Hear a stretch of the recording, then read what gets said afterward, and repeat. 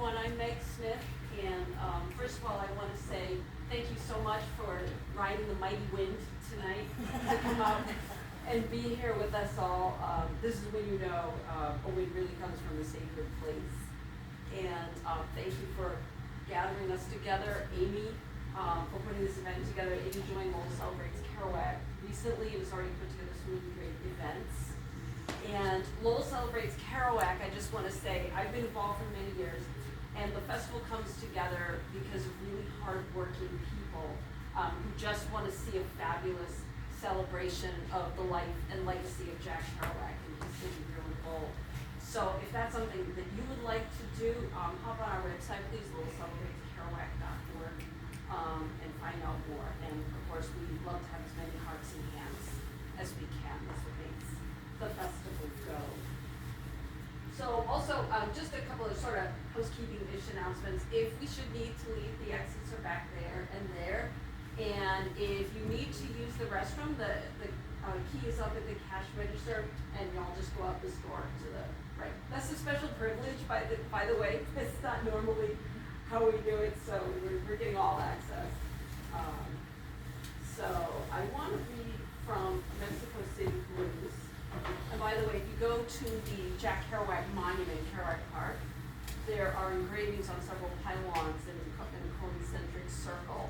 And Mexico City Blues is one of the Kerouac books that has engravings and passages from. So we're going to read what's called the 90th and 91st chorus. And I put my reading together around a little theme that is sort of coming to me. It's the theme of joyful ghosts. And you probably noticed a lot of the readings tonight, in fact, reflect a lot of things like loss, because that is something that we live with on this human journey. And I think joyful ghosts remind us that maybe we, the living, still carry a lot of grief, but we can still look to those that we loved, whether human or otherwise, for joy. So this is the 90th chorus of Mexico City Blues. I thought I was a phantom, me, myself, suffering. One night I saw my older brother Gerard standing over my crib with wild hair, as if he had just visited the Pale in the Hall of Snores and headed back to for his room. You may remember Gerard was Jack Kerouac's older brother who passed away. He's the inspiration for the book Visions of Gerard. The way Jack tells it, Gerard's story was with him throughout his whole life. Nin and Ma's bedroom, who slept in the same bed in the crib alongside. Oily is the moment, so that phantom was my brother, only in the sense that cotton is soft, only in the sense that when you die, you muffle in your sigh the thorny hard regret of rocks of life beneath. I knew, I hoped, to go be saved.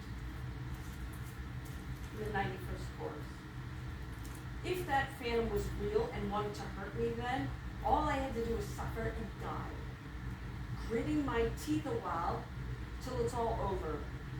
If the phantom was unreal and it was only a friendly shade, standing commiserating compassionately at my side as I slept and sighed in the Shakespearean night, perhaps maybe it was my brother. And my brother didn't seek to hurt me. If he did, I crashed. I saw stars, marvels. My miracle hullabaloo balloon rainbow turned to the bone the brother crashed. You get socked on the jaw by your best friend. And you keep thinking, and it never happens. How?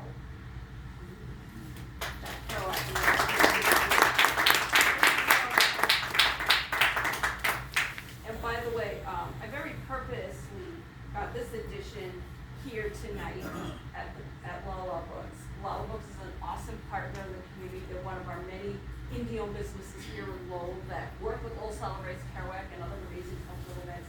Please do support them. And just a shout out to them for the folks hanging out in the back tonight, letting us have this space. We do love you.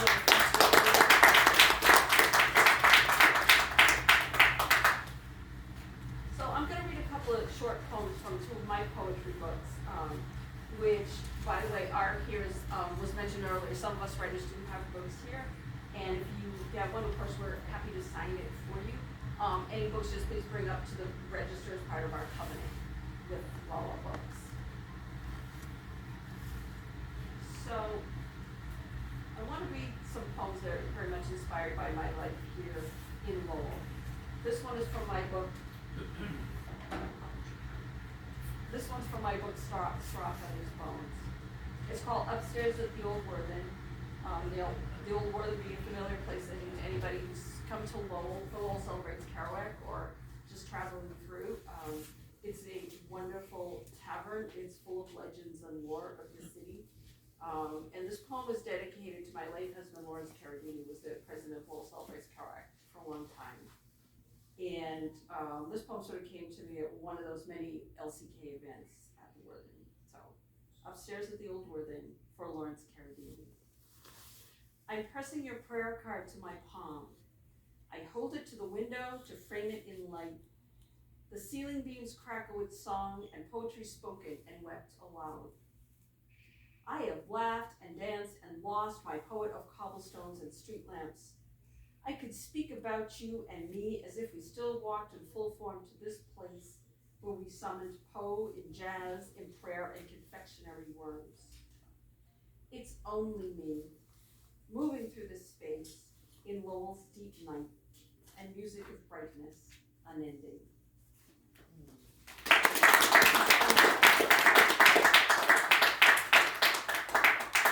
The first Christmas Eve after Larry passed away, which was 2014, I did what I was wont to do, both with him and alone, which was to go for a walk by the Merrimack River.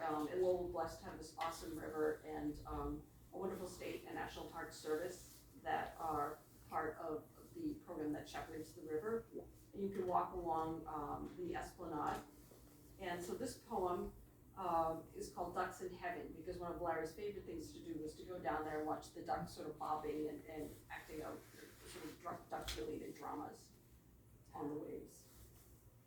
A fire splashes over the Merrimack, even along its silver elbows, and nothing is taken as granted here. Well, we know this view is not the same view as so many others, for whom the same river runs gray from tears over the passage of broken sleep. The only shore passengers are ducks, with dusty feathers and sullen comment that nevertheless does not judge. And you, scientist and cousin of all waterfowl, reader of their laws, conduit of their sighs, flow forward. The song will sound from rocky paths, and even as cars and music blur past, even as a new call cries out from every traffic island, every memory.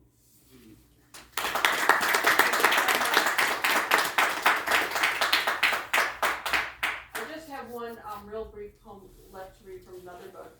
Before I do, I wanted to mention, you'll see these around, including here at Lowell Books. This is the postcard for the second annual Poem Lowell Festival, which is coming up October 21st to the 26th. And there's some postcards over there too if you want to take one, or even just to take a picture of it for the QR code. Edgar Allan Poe visited Lowell 3 times. And when I came across this amazing fact, it seems like, well, this is Lowell, so we need to have a festival around that, because in Lowell, we like to have parties pretty much every weekend and during the week of the year. So Lala Books is one of the hosts of Poem in Lowell. So please grab a postcard if you would. We're going to be updating the schedule for this year's event really soon, and hope you'll be able to join us and again celebrate what's a really special part of Lowell's literary heritage, and just the fact that a great American author like Jack Kerouac was born and raised here, and people like Edgar Allan Poe and Charles Dickens came here. It's a really blessed place to gather with friends, and it's a place that I'm really proud to call home, and I'm really glad that we can all gather. So this poem is really about sort of being alone on a winter morning in Lowell. It's called Solitude Carol. Before dawn, a song, the greatest use of breath, white ether in the chill.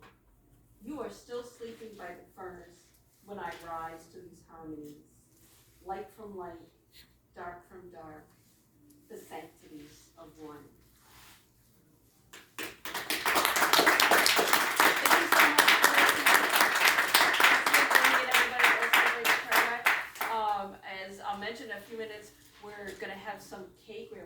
awesome birthday cake and coffee from Rude Awakening. They're a great local coffee shop that supports us too. Since I gave up chocolate and all things sweet for Lent, that means you can divide up my piece amongst you. So you can have that extra slice of cake in Jack's spirit on my behalf. Thank you again for listening to all. Thank you to all fellow poets, and safe travels wherever your journey takes you.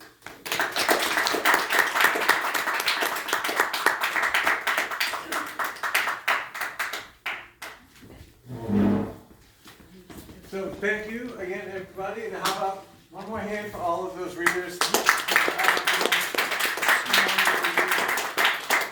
Without any further ado, let's jump into the cake.